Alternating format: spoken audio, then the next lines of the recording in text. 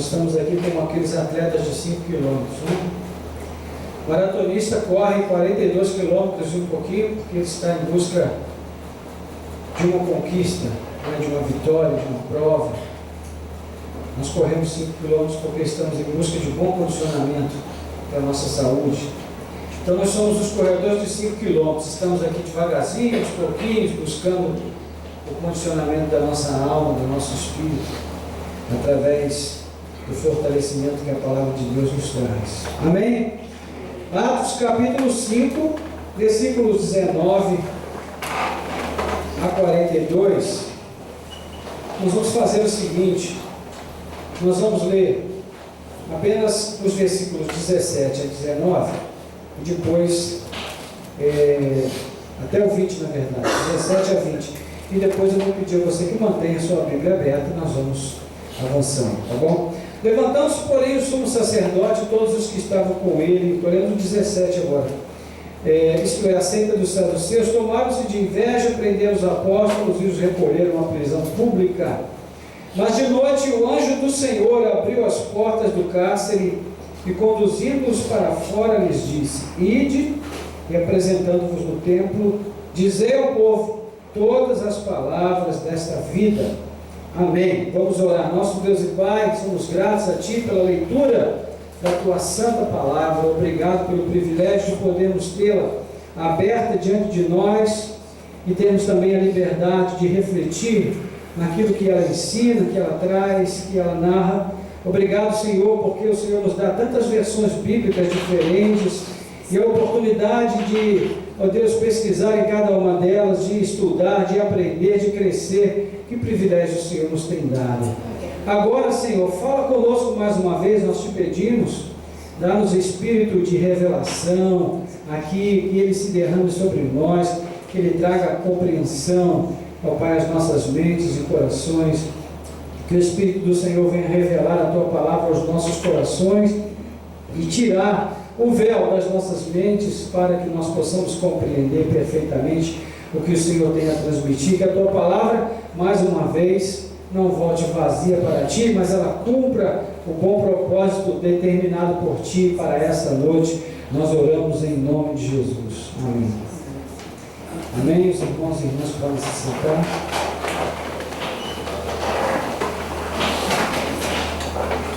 No domingo passado nós vimos como o poder da comunhão se tornou uma força transformadora na sociedade ali, em meio ao qual viviam os primeiros cristãos. Nós refletimos sobre a necessidade de temor no trato com a Igreja de Deus, através da experiência desastrosa na vida de Ananias e Safira. Também vimos sobre a relação entre a fidelidade dos apóstolos ao Senhor e a cooperação direta de Deus no testemunho deles, não é? E também percebemos o quanto os apóstolos se tornaram populares nos seus dias e o quanto isso também provocou muita inveja, principalmente nos saduceus, né? E basicamente por isso eles acabaram sendo novamente detidos para interrogatório, né? O que nos traz de volta ao texto a partir do versículo 19, que nós não lemos no domingo passado,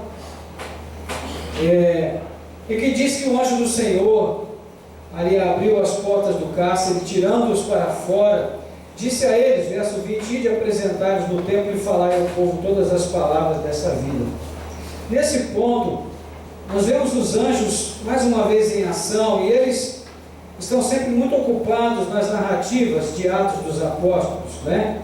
Se você olhar depois em Atos 8, 26, você vai ver ali o anjo do Senhor orientando a missão de Filipe, dirigindo a sua missão naquele momento. Também lá no capítulo 10, versículos 3 e também o 7, vão trazer a resposta às orações de Cornélio. O anjo do Senhor chega para ele e diz: olha, as tuas orações e as tuas esmolas foram ouvidas diante de Deus, né? Depois nós vamos ver em Atos capítulo 12, versículos 7 a 11, pela segunda vez, o anjo do Senhor libertando Pedro da prisão. Nós vemos ainda uma expressão, manifestação de juízo, quando o anjo do Senhor fere de morte o rei Herodes Agripa, no capítulo 12, 23, porque o rei não deu glória a Deus. E nós vamos ver por fim o anjo do Senhor encorajando Paulo na viagem a Roma, lá no capítulo 27, versículo 23, quando Paulo está passando por um tempo de grande aflição, numa situação de naufrágio, o navio está sendo levado por um tufão de vento muito forte, e em meio àquela jornada tão desafiadora, o anjo do Senhor se manifesta e encoraja Paulo, falando com ele, confortando e mostrando a ele que Deus está no controle da situação, não é? Agora, um desses anjos do Senhor estão ali para libertar Pedro, João e os demais apóstolos que haviam sido detidos, mas é interessante que a libertação deles não visava necessariamente o alívio da perseguição, mas visava a continuidade da obra, porque o anjo, ao libertá-los, não disse para eles: agora vocês fujam daqui o mais rápido possível, para o mais longe possível. Não, o anjo disse o seguinte: olha, vocês saiam daqui agora e voltem ao templo e comecem a pregar novamente. É interessante, o anjo lhes disse aonde ir, lhes disse o que fazer e lhes disse como fazer. Vocês devem pregar as palavras desta vida. O local é o templo, né? A missão é falar ao povo e a mensagem é a salvação em Cristo, como vai resumir mais tarde o apóstolo João na sua primeira carta, quando ele diz: Deus nos deu a vida eterna e essa vida está no seu Filho. Aquele que tem o Filho tem a vida, aquele que não tem o Filho não tem a vida. O que determina a posse da vida eterna é a presença do Filho na vida daquele que crê, né? Então, não é apenas uma questão de formalizar uma fé ou de confessar uma fé de maneira apenas religiosa, mas de ter de fato Cristo vivendo no coração e na alma. Isso é o que faz toda a diferença. O próprio Jesus Cristo vivo, esse deveria ser o conteúdo da mensagem, da pregação dos apóstolos. O verbo vivo é a palavra da vida que deveria ser anunciada por eles. Então, esse talvez fosse um dos detalhes mais importantes e que fazia mais diferença, né, para contribuir no sucesso da pregação dos apóstolos. Eles pregavam a Cristo, não pregavam a si mesmos. Como Paulo vai destacar em 2 Coríntios 4, 5, ele diz: nós pregamos a Cristo, não pregamos a nós mesmos. E eis aí a diretriz dada pelo anjo, para aquele momento falar ao povo todas as palavras desta vida, ou seja, anunciem Cristo a este povo. Então segue o texto lá no versículo 21, olha, tendo eles ouvido isto, entraram de manhã cedo no templo e ensinavam. Chegando, porém, o sumo sacerdote e os que estavam com ele, convocaram o sinédrio com todos os anciãos dos filhos de Israel e enviaram guardas ao cárcere para trazê-los. Mas os guardas, tendo lá ido, não os acharam na prisão e, voltando, lhe anunciaram, dizendo: achamos realmente o cárcere fechado com toda a segurança e as sentinelas em pé às portas, mas, abrindo-as, a ninguém achamos dentro. E quando o capitão do templo e os principais sacerdotes ouviram estas palavras, ficaram perplexos acerca deles e do que viria a ser isso. Irmãos, havia um senso de urgência no fazer a missão de Deus. É o que o texto deixa transparecer. Porque o anjo os liberta antes mesmo do amanhecer, e nem bem o dia havia nascido, eles já estavam de volta no templo para retomar a tarefa de ensinar as palavras de salvação. E é interessante perceber que os discípulos em nenhum momento pensam eles mesmos em fugir e se livrar de qualquer retaliação por parte dos judeus. Pelo contrário, eles voltam ao templo, que é justamente o lugar onde eles haviam sido presos pela primeira vez. E essa atitude deles vai deixar bem claro para os membros ali do Sinédrio, que os discípulos de Jesus não somente criam na sua mensagem, mas eles também estavam dispostos a morrer por ela. Essa é uma questão que a gente percebe está muito ausente na igreja dos nossos dias. O povo de Deus hoje não tem convicção. Até prega a mensagem, mas não tem convicção da mensagem que prega. E certamente são poucos os que estão dispostos a morrer pela mensagem que pregam. Mas os discípulos não só criam na mensagem que pregavam, porque eles não pregavam uma teoria, eles pregavam Jesus Cristo vivo. A base da pregação era a ressurreição de Jesus. Isso fazia toda a diferença. E eles estavam dispostos a morrer por essa mensagem, eles estavam dispostos a morrer por esse Senhor. E a convocação do Sinédrio, ou Senado, como a gente também pode ler, mostra a seriedade com que as autoridades estavam lidando com esse fato.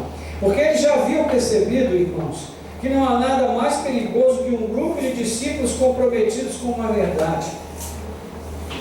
Fosse ali uma simples ideologia, ela poderia ser enfrentada certamente com manobras políticas ou até pelo uso de alguma violência. Quem sabe até seria sufocada pela prova do tempo, como depois sugere o Gamaliel, dizendo: olha, isso aí o próprio tempo vai se carregar. Mas aquele movimento estava parecendo ao Senado que era algo muito mais sério e que iria muito além de uma simples ideologia. E a verdade é que os judeus acreditaram ter se livrado de Jesus em um determinado momento, mas agora eles começavam a perceber que Jesus estava muito mais do que antes e muito mais atuante agora por intermédio dos seus seguidores. Porque o testemunho convicto deles a respeito da ressurreição, acompanhado de a realização de sinais e maravilhas operados pelo Espírito, ia despertando a fé em um número cada vez maior de pessoas, e cada vez mais gente se agregava à igreja, e o Sinédrio então precisava agir rápido, e eles mandaram os guardas ao local da detenção para trazer os apóstolos a fim de serem interrogados. Mas chegando lá, os guardas encontraram tudo em ordem, o cárcere fechado, as sentinelas nos seus postos, tudo estava direito, só que faltavam os encarcerados. Eles haviam simplesmente sumido. E imediatamente eles voltaram e foram relatar ao Sinédrio o que havia ocorrido, e todos ficaram perplexos e tentavam entender como isso foi possível. E é provável que naquele momento eles tenham pensado: a essa hora os apóstolos já devem estar bem longe, não é? Se bobear, já foram lá para o Paraguai, já estão ali na fronteira. Mas naquele momento chega alguém e diz: olha, os homens que vocês haviam recolhido no cárcere estão exatamente agora no templo ensinando o povo. Imagine, tente se colocar no lugar de um daqueles membros do Sinédrio. Como você se sentiria nesse momento?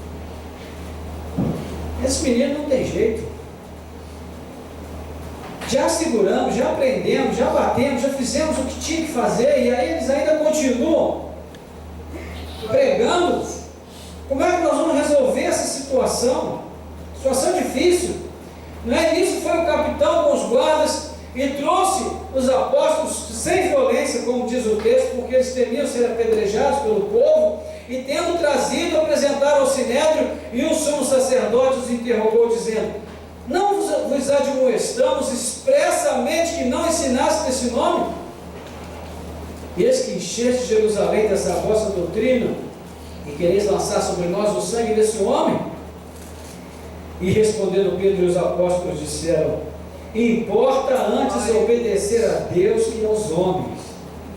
O Deus de nossos pais ressuscitou a Jesus, ao qual vós matastes, suspendendo-o no madeiro. Sim, esse Deus, com a sua destra, o elevou a príncipe salvador, para dar a Israel o arrependimento e remissão de pecados. E nós somos testemunhas destas coisas, e bem assim o Espírito Santo que Deus deu àqueles que lhe obedecem. Ora, ouvindo isto, eles se enfureceram e queriam matá-los. Só matando esses caras. Não tem outro jeito.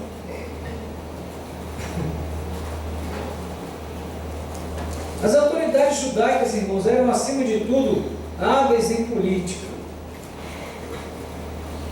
Eles não planejavam permitir que o ministério dos apóstolos avançasse, mas, ao mesmo tempo, eles não queriam desagradar o povo. Entende? Era uma questão estratégica. Então, uma vez que a igreja contava com a simpatia do povo, as autoridades se esforçavam em reprimir a igreja de forma velada. Ou seja, sem que o povo percebesse.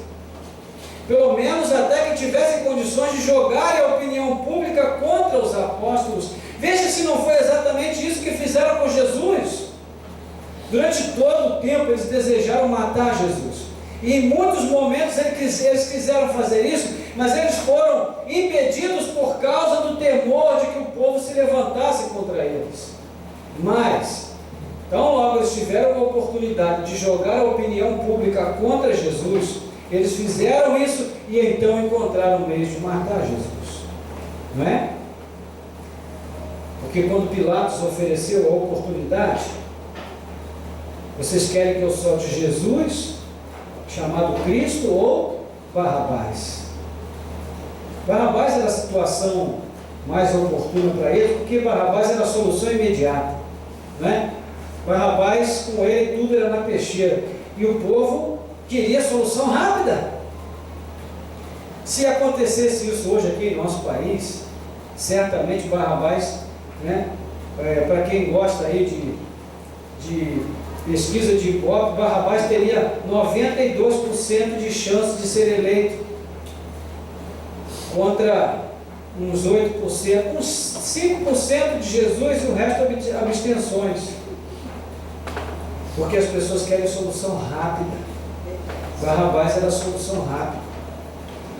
Pedro vai falar isso no capítulo 3, ali da sua primeira pregação. Ele diz: vocês pediram um homicida em lugar do príncipe da vida, porque vocês querem soluções rápidas, não querem a solução adequada, a mais apropriada, porque ela é mais difícil de ser escolhida. Foi mesmo que fizeram com os apóstolos. E no interrogatório, os membros do Sinédrio simplesmente ignoraram o episódio da libertação que fora operada ali pelo anjo na noite passada, e eles passaram por cima disso, nem tocaram no assunto.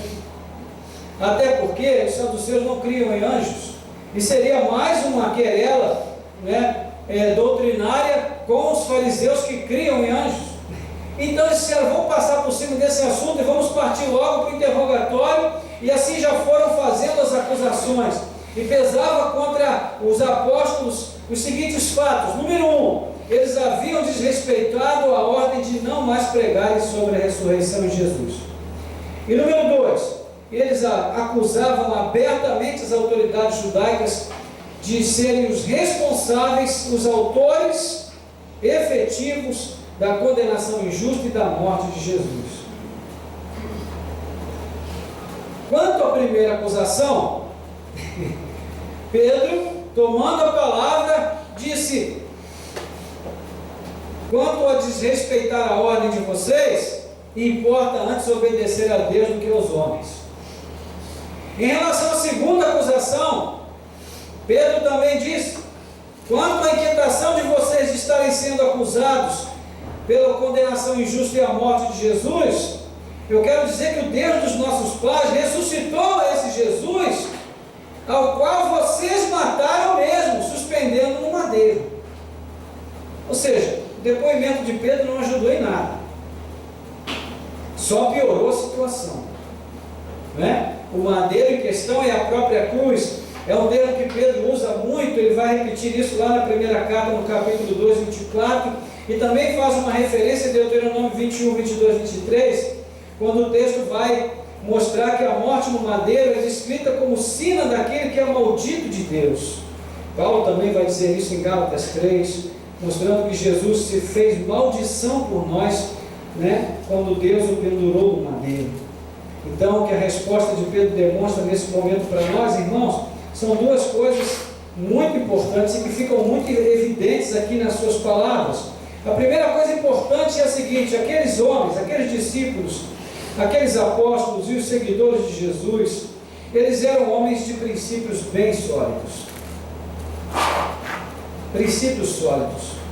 Isso já havia sido afirmado antes por eles, diante da ameaça que sofreram, e ali da ordem de não mais pregar em nome de Jesus. Pedro e João já haviam feito essa ponderação com os judeus: julgai vós mesmos se é justo diante de Deus ouvirmos antes a vós do que a Deus. Julgai vós mesmos se é justo diante de Deus ouvirmos antes a vós do que a Deus, porque não podemos deixar de falar das coisas que temos visto e ouvido. Atos 4, 19 e 20. Eles eram homens de princípios. Gente, o povo de Deus, a igreja do Senhor, faz diferença no seu contexto social, tanto quanto ela seja movida por princípios, não por emoções, não por ideologia religiosa, mas por princípios fortes, firmes, sólidos. Isso era o que movia a vida daqueles discípulos. Eles não temiam falar do que eles tinham para falar e do que eles falavam, porque eles entendiam que não podiam deixar de falar. Eles entendiam isso como uma obrigação. E a segunda coisa que fica clara nas palavras de Pedro é que eles prezavam pela coerência do discurso.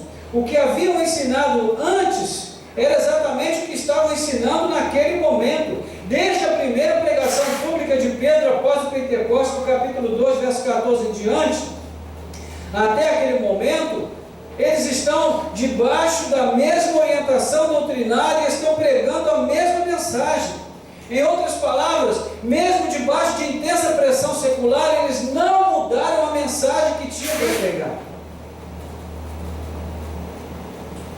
Agora, irmãos, cabe ressaltar que o objetivo dos apóstolos não era criar a contenda e muito menos o debate. Eles não estavam ali com o objetivo de polemizar a situação, porque eles não queriam manifestar desobediência às autoridades, mas eles queriam reafirmar sempre a sua obediência a Deus. E quando a obediência a Deus compreende a desobediência pública, o cristão deve escolher obedecer a Deus. A Bíblia manda que nós obedeçamos às autoridades. Jesus pagou impostos. Bom seria para nós se a gente pudesse dizer que ele não pagou e disse que ninguém devia pagar, mas ele pagou. Não pagou só o dele, não, pagou de Pedro também. Agora, quando obedecer a Deus envolveu desobedecer às autoridades, Jesus obedeceu a Deus, obedeceu ao Pai. Os discípulos fizeram da mesma forma. Quando a situação que eles viviam envolvia uma escolha entre obedecer a Deus e obedecer às autoridades, eles sempre escolheram obedecer a Deus. Da mesma maneira, para eles o mais importante não era enfatizar a culpa das autoridades judaicas na relação da morte de Jesus e também do seu julgamento injusto, não. O que eles queriam era esclarecer o seguinte: primeiro, tudo aquilo fazia parte do plano de Deus. E segundo, Deus o Pai reverteu todo o processo de humilhação e morte do seu Filho, ressuscitando dos mortos e exaltando-o a príncipe salvador. Isso era o que devia ser mostrado claramente. Os judeus o tiveram por maldito, mas o Pai o tem por Filho amado e bendito, em quem está todo o seu prazer. Isso era o que Pedro queria mostrar. O que vocês fizeram, que tenha sido responsabilidade de vocês e que vocês vão um dia responder por ela, não foi algo feito apenas baseado na vontade de vocês. Deus estava no comando de todas as ações. Ele sabia o que estava sendo feito e por que estava sendo feito. Então, irmãos, observamos que na vida desses homens, mais do que seguidores de uma religiosidade, de um mestre, os apóstolos eram testemunhas oculares de uma verdade. Eles não apenas viram e ouviram em primeira mão o Verbo vivo, mas eles provaram do seu poder, eles tocaram em seu corpo ressurreto, e além disso, o próprio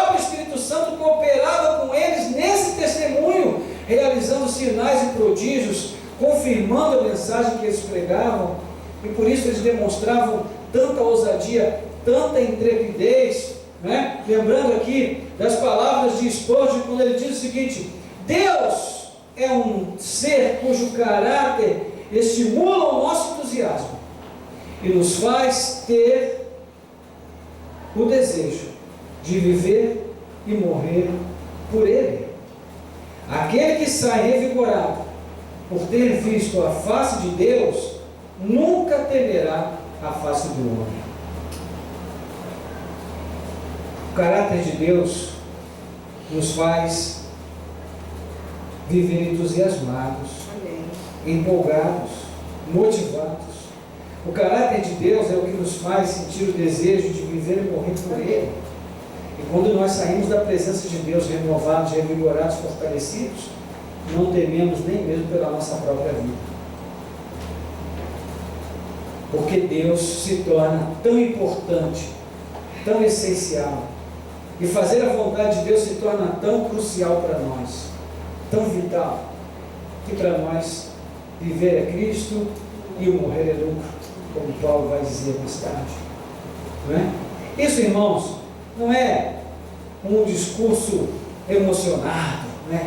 Aquele culto pentecostal, abrasador, em que todos estão sapateando no poder e as pessoas pegam o microfone, viver é Cristo, não. Isso é fruto de uma vida, de um relacionamento muito vivo, muito presente, muito real com Deus. É um fato, não é uma vontade, não é uma letra de música, é uma vida, é uma vivência, é um testemunho. Esses homens eram testemunhas de uma verdade, eles viviam por ela, eles eram nutridos por ela, eles eram sustentados por ela.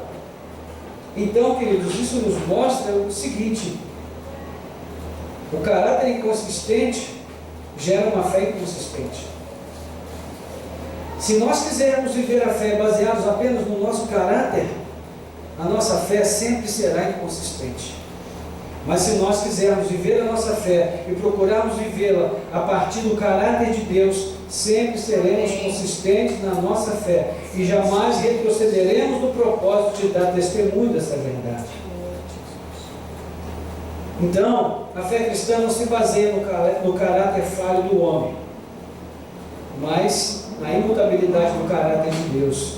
Ele mesmo que concede essa fé. Agora, o que esse Deus oferece, irmãos? O apóstolo Pedro, no complemento da sua mensagem, ele vai dizer que a obra que Deus realizou para conceder a Israel o arrependimento, a oportunidade do arrependimento. Isso é o que Deus oferece. Mas é importante que se entenda o seguinte: esse chamado ao arrependimento, ele não vem em tom de um convite. Como certa vez um conhecido meu dos tempos antigos, do início da fé, né, ele dizia que ficou indignado com certo indivíduo que, tendo acabado de pregar em praça pública, começou a fazer o apelo para a conversão, e tendo feito o apelo a primeira vez, a segunda vez, a terceira vez, como não veio ninguém, ele diminuiu o tom do apelo e disse: olha, experimenta Jesus pelo menos por uma semana, se você não gostar, depois você pode largar, mas pelo menos tenta. E eu não tive palavras para comentar esse assunto de tão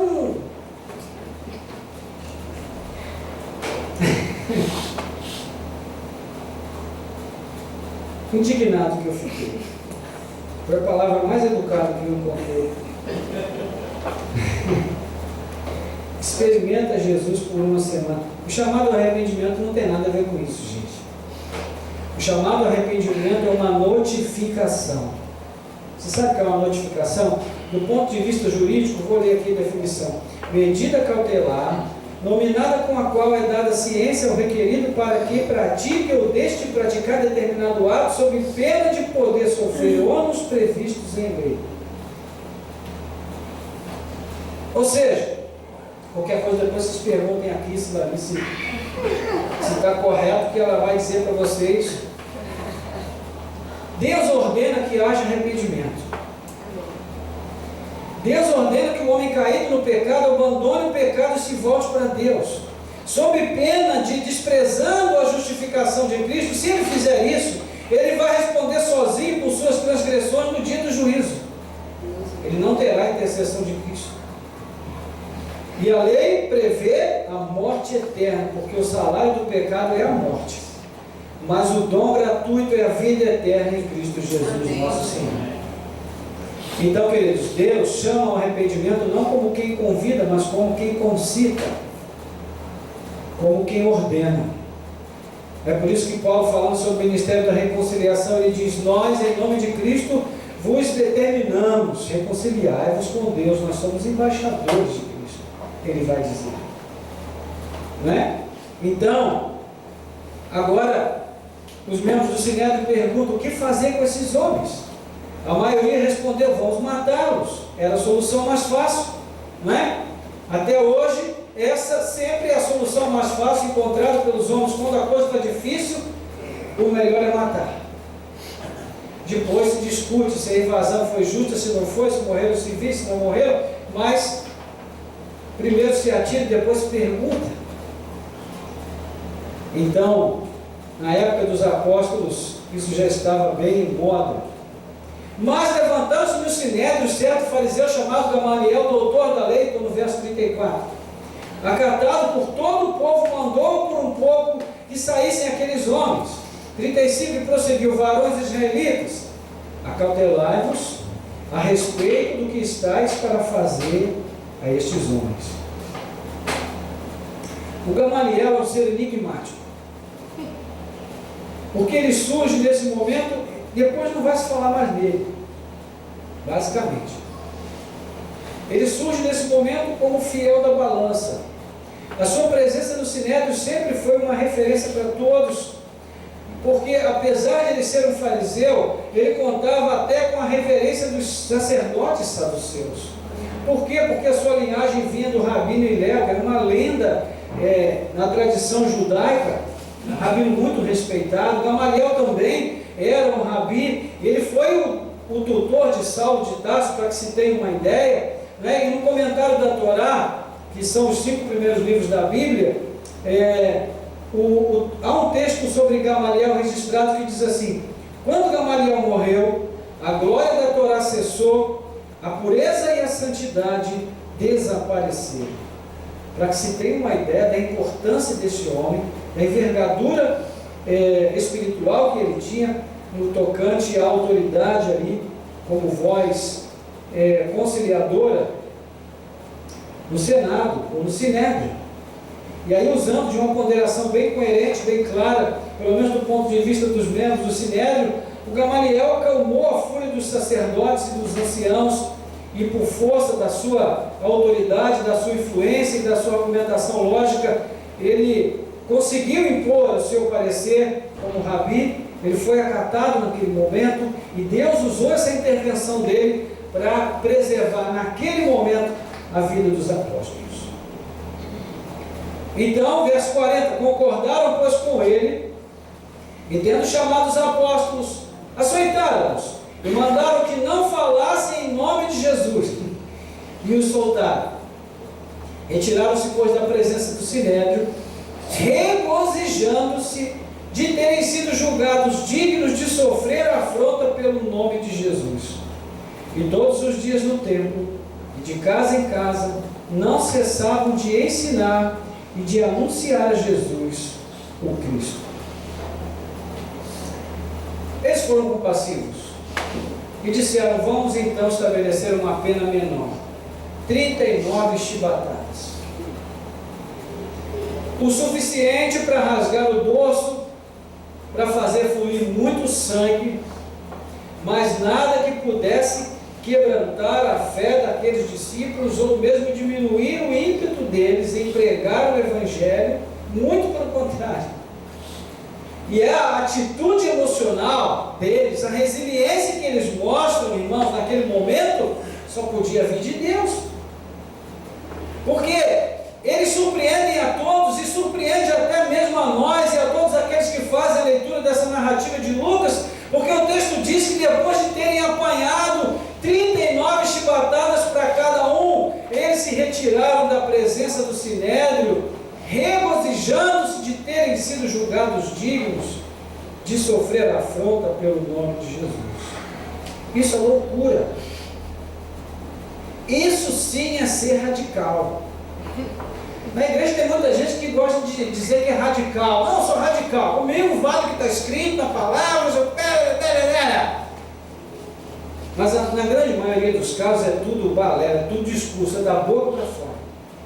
Porque ser radical é isso, é apanhar pelo nome de Jesus e sair contente. Isso que é ser radical. E esse radicalismo, irmãos, está longe de ser popular nos nossos dias. Porque as pessoas hoje abrem mão da sua convicção diante da pressão dos menores problemas e das menores lutas que surgem. É muito mais fácil puxar a cordinha e pedir para descer. Não é verdade? E nós começamos a refletir e a ponderar e a reavaliar as nossas decisões em favor de Deus quando as coisas se tornam difíceis. Mas esses homens viveram um discipulado realmente radical. Eis aqui um dos maiores paradoxos da vida cristã: reconhecer a dignidade na indignidade. Quando o assunto em questão envolve diminuir-se para a glória de Deus. Olha, irmãos, um precedente como esse, que foi inaugurado ali por esses primeiros mártires, é algo extraordinário, porque ao invés de reclamarem ou de desanimarem o sofrimento provocado pela fidelidade a Deus, eles tinham por privilégio sofrer para que o reino de Deus avançasse. Isso vai ficar muito claro nas palavras de Paulo no final desse livro, quando ele vai dizer no capítulo 20, verso 24, olha, em nada tenho minha vida como preciosa para mim, contanto que eu complete a minha carreira e o ministério que eu recebi do Senhor Jesus para dar testemunho do Evangelho da graça de Deus. Isso é loucura, gente. Em nada tenho a minha vida preciosa para mim. Ou seja, eu não vivo para mim, eu vivo para Deus. E se convém a Deus usar a minha vida, ou até a minha morte, para a exaltação do seu nome, para o avanço do reino, louvado seja Deus. É difícil a gente colocar em prática. Quando a gente lê uma palavra como essa, fica difícil a gente completar assim: se conheceis essas coisas, bem-aventurados sois se as fizeres. Irmãos, esse era o espírito que prevalecia entre aqueles discípulos. Eles eram literalmente movidos pela paixão por Cristo e por sua obra. Não era uma paixonite discursiva, embalada por um ritmo pop, não tinha nada a ver com isso. Era uma paixão verdadeira, à custa do próprio sangue, à custa da própria vida. E a sua grande realização era saber que se cumpria neles a promessa da bem-aventurança proferida pelo Senhor, quando Ele vai dizer lá atrás ainda: bem-aventurados sois vós, quando vos injuriarem e perseguirem e mentindo disserem todo mal contra vós por minha causa, alegrai-vos e exultai, porque é grande o vosso galardão nos céus, porque assim perseguiram os profetas que foram antes de vós. Mateus 5, João 12. O grande desejo de um menino,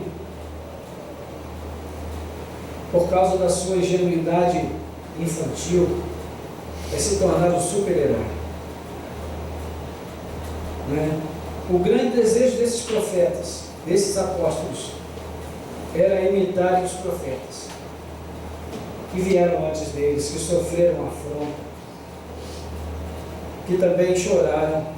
Hoje de manhã nós falamos sobre Jeremias, que não falamos sobre Jeremias, mas no momento a gente refletiu sobre a situação de Jeremias.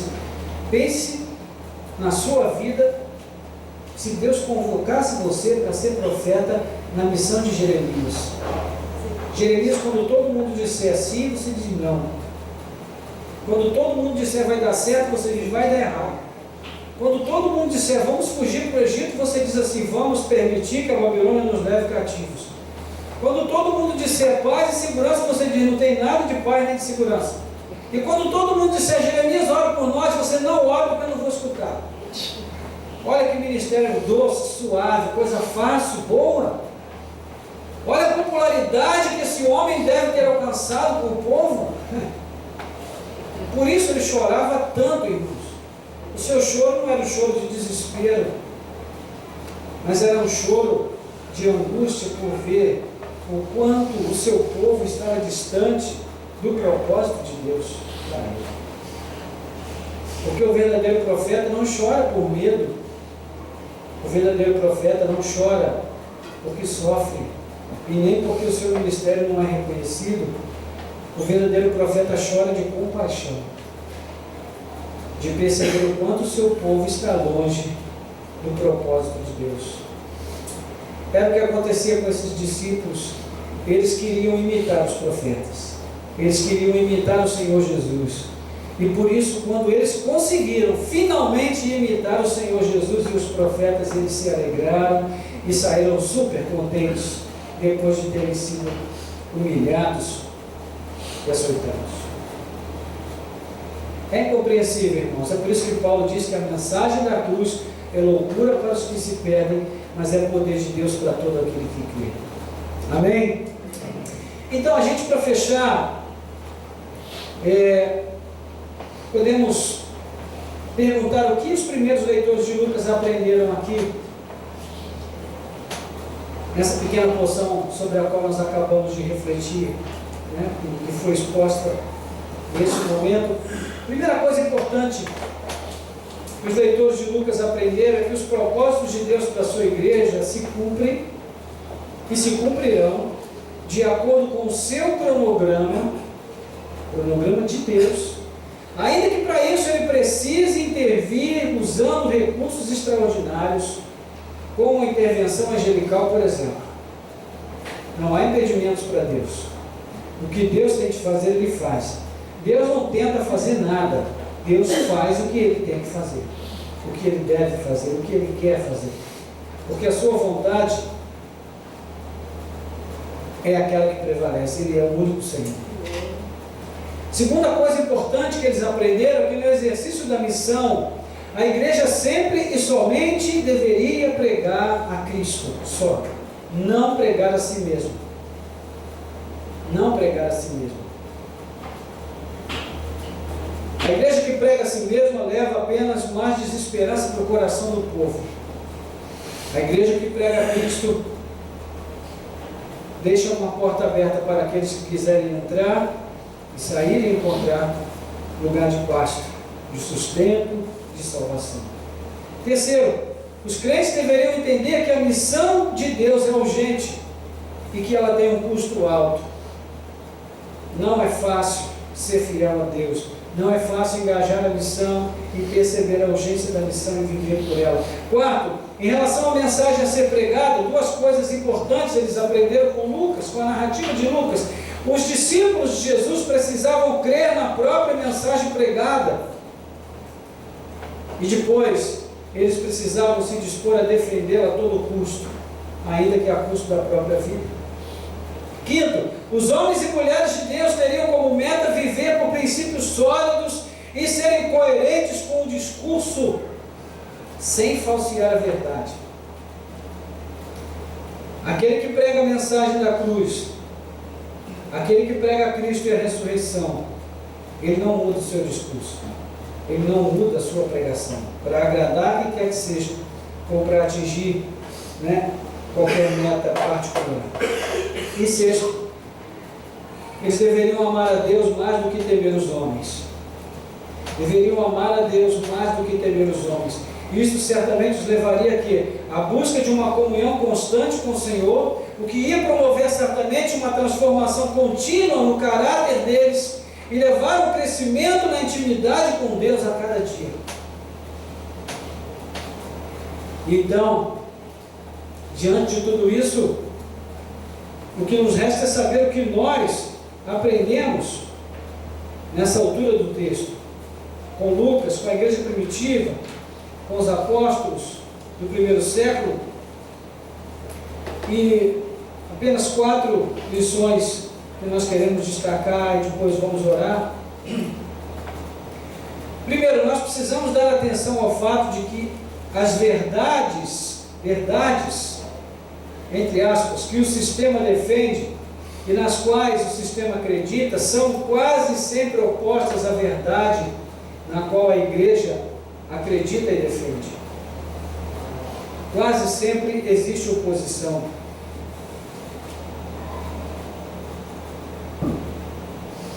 Porque a estrutura político-religiosa, irmãos, daquela época, não é diferente da estrutura político-religiosa da nossa sociedade moderna, e ela tem como meta principal manter o status quo, ou seja, manter as coisas do modo que lhes sejam favoráveis e confortáveis. As pessoas não querem mudanças. Se as coisas estão indo bem como estão, para que mudar? Não é verdade? Certa vez ouvi alguém dizer o seguinte a respeito de uma pessoa que vivia num contexto de opressão na sua vida familiar. E ouvi uma pessoa dizendo a respeito dessa pessoa: é melhor não mexer. Eles estão tão bem assim.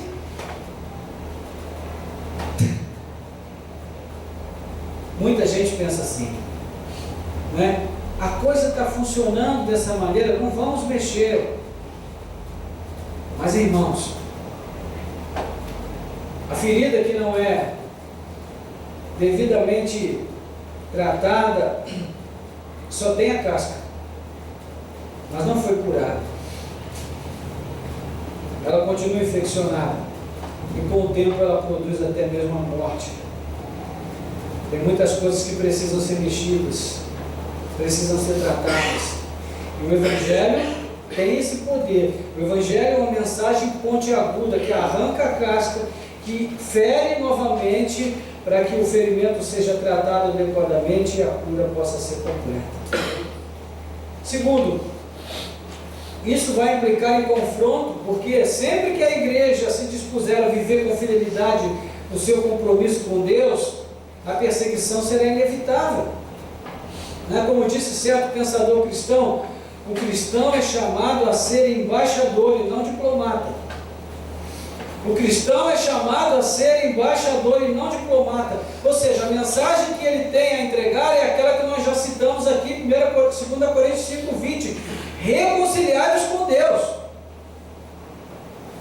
Não é experimentar Jesus por uma semana. Arrependa-se dos seus pecados. Caso contrário, você terá que responder por eles diante de Deus. Terceiro, jamais devemos permitir que as circunstâncias importem tanto para nós, tanto, a ponto de definir se nós seremos ou não obedientes a Deus.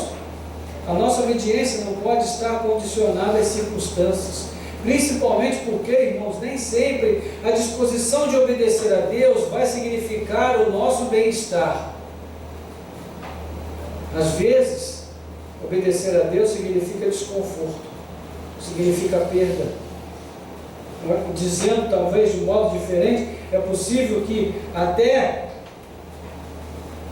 as nossas melhores disposições de obedecer a Deus nos afastem de uma vida confortável e sem dissabores. Quantas perdas já tivemos por escolhermos a Cristo? Não é? E por fim, vale a pena ser fiel. Amém. Amém, irmãos? Amém. Vale a pena ser fiel, porque isso representa viver as experiências mais incríveis com Deus. Irmãos, pense nas experiências que aqueles apóstolos viviam. Pense em você tocando em vidas, e essas vidas sendo instantaneamente curadas diante dos seus olhos. Pense em você tocar numa pessoa morta, como aconteceu ali na ressurreição de Dorcas. Você vê essa pessoa se levantada ali pelo poder de Deus manifestado através da sua vida. Pense na experiência de fazer uma viagem totalmente trágica. E numa situação de naufrágio, você simplesmente ouvir claramente a voz do anjo do Senhor falando com você. O fato de falar com você já seria algo espantosamente extraordinário. Mas pense no fato dele dizer para você: olha, ninguém vai se perder, só o barco vai se perder. É claro que o capitalista, como dono do navio, deve ter ficado super chateado, porque para ele mais valia perder as 250 vidas e ter preservado o barco. Mas para Deus a vida é sempre mais importante. Por isso o anjo disse: nenhuma vida se perderá. Não é? E eles foram dar na ilha de Malta. E na ilha de Malta, a ilha inteira se converteu ao Senhor Jesus. Curas foram realizadas, milagres extraordinários. Gente, o que pode pagar uma vida como essa? Quantas Disney seriam necessárias para lhe trazer uma alegria e uma realização que esse tipo de vida com Deus pode trazer? Não há nada mais satisfatório do que isso. Significa ter Deus sempre perto, sentir a mão de Deus cooperando conosco nas horas mais sombrias e mais difíceis. Irmãos, quem não passa por prisões por amor a Cristo também não vê anjos agindo em seu favor. Essa aqui é a verdade.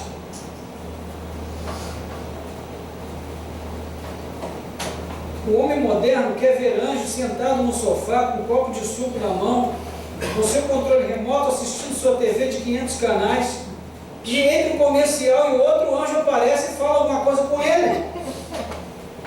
E não demora, porque a programação já volta logo. Mas esse tipo de posicionamento não tem resposta de Deus. Quem não se dispõe a pagar o preço da obediência incondicional não vê milagres. E nem tampouco testemunha a transformação de vidas.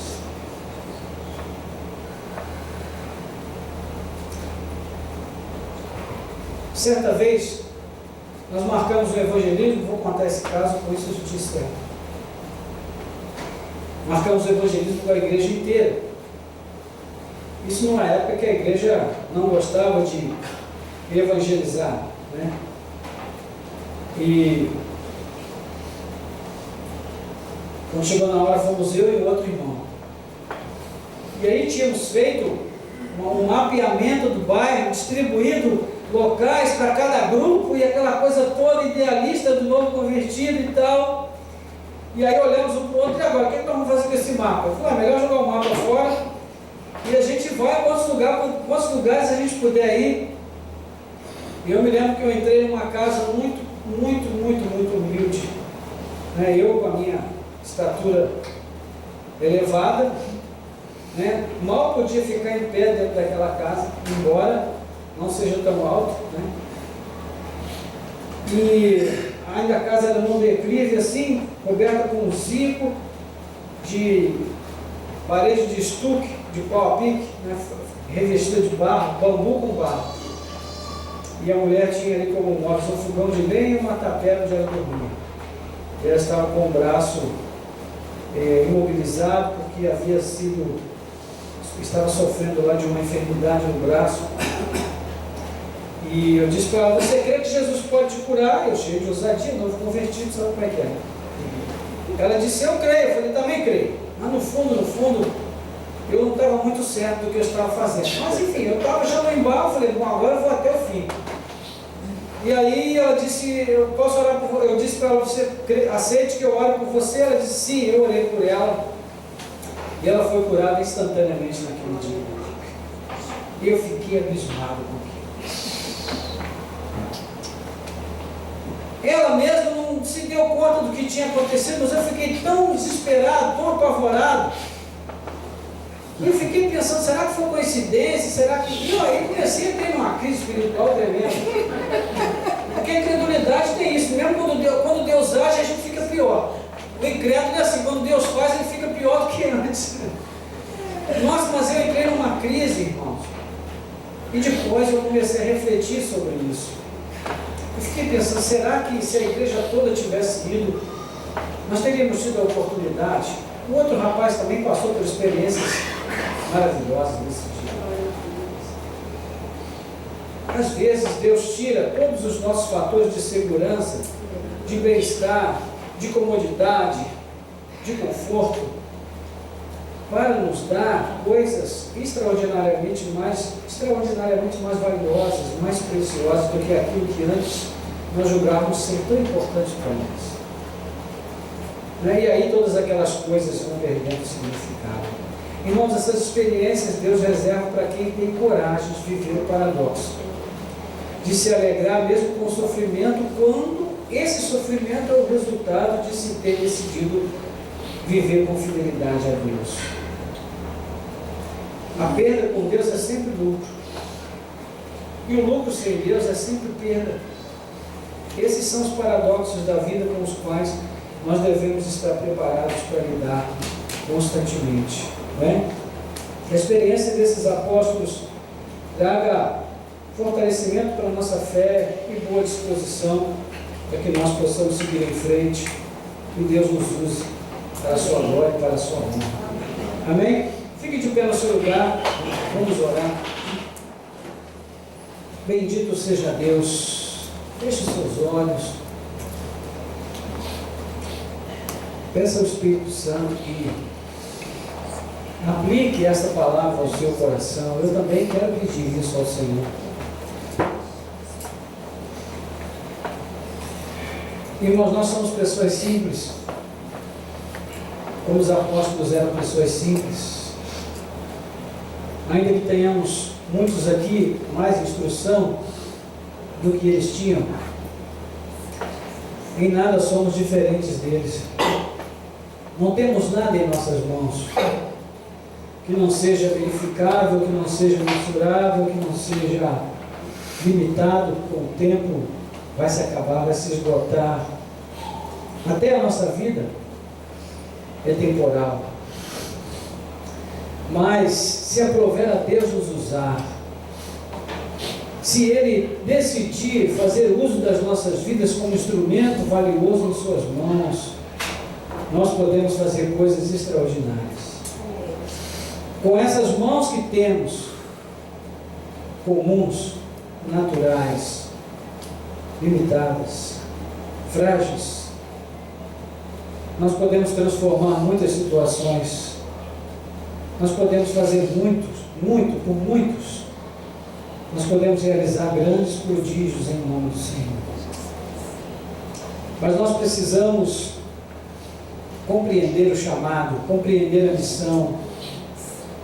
Precisamos buscar viver a partir de princípios sólidos, baseados na verdade que a palavra de Deus é para nós. A verdade é que Cristo é o único Senhor, que Ele está vivo, que Ele está ressurreto, que Ele está sentado à mão direita do Pai, mas Ele também está entre nós. Pois no Apocalipse diz que Ele passeia entre os candeeiros de ouro, e os candeeiros são as suas igrejas. Ele passeia no meio da igreja. O Espírito Santo nos foi dado como penhor, como garantia de que Cristo estaria conosco até o final. Então nós temos os recursos, nós temos a fonte, nós temos os meios. O que nós não temos tido é a sede. O que tem nos faltado é a fome, é a disposição de buscar esse Deus até encontrá-lo, de perseguir esse tesouro, assim como a parábola de Jesus, de alguém que vende tudo e compra o campo e cava até encontrar o tesouro de grande preço. Irmãos, que o Senhor nos dê essa fome, que o Senhor promova em nossos corações essa sede, essa necessidade da sua presença, essa necessidade da sua comunhão, essa necessidade da manifestação da sua graça em nossas vidas, de tal maneira que Ele realmente seja Deus em nós e através de nós, e que nós de fato sejamos instrumentos vivos nas suas mãos, para proclamar o reino de Deus neste mundo, para levarmos a palavra de transformação a outras pessoas. Não precisa ser do campo missionário, pode ser amanhã, no ambiente onde nós trabalhamos. Vamos estar mais atentos para ouvir. Existe tanta miséria ao nosso redor, tanta necessidade. tantas pessoas desesperadas. O que é que nós vamos dar a essas pessoas? Vamos levar uma palavra de esperança para elas? Vamos anunciar a Cristo? Ou vamos fazer como os saduceus, como os fariseus? Vamos dizer, não, a vida é assim mesmo.